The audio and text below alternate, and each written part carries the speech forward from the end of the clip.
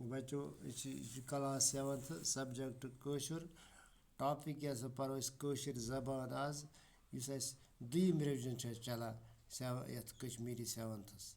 तो लिहाजा करो आगाज कशुर जबान पे ये पजिम लेसन कशुरन हज तर्जमान कशुर जबान कशुर येतुक वाहिद निशान कशुर जबान नील नागच राजदान वेद कालच पर्जान नार गुनाह दिन सटान नूर शुत खटन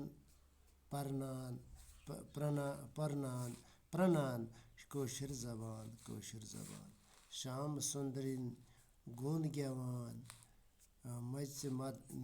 मदनच नात खान अर्जनस गीता परान या अली मौला सरान कशुर जबान ज्ञान लल दद हन सरान निंद रिशस रसरान कुरान बड़ शाहस अही करान हबी बगरान कशुर जबान जून हुंद मालिन थकान लोल महमूदस सजान अरनि हुंद निंदर नचान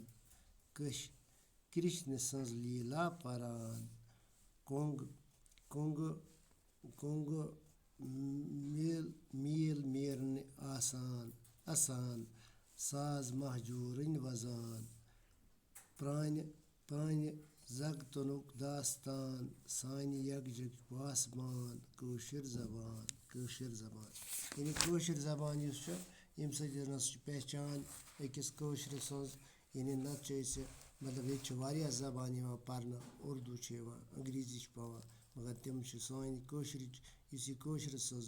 पहचान यह कशुर जबान युत मतलब कत कर माज जेव सान यह कशुर जबान कशुरन हज तर्जमान कशुर जबान यह कशुर येतुक वाहिद निशान कशुर जबान यह कशुर यह येतुक यानी वाहिद निशाना यानी अम सज जबान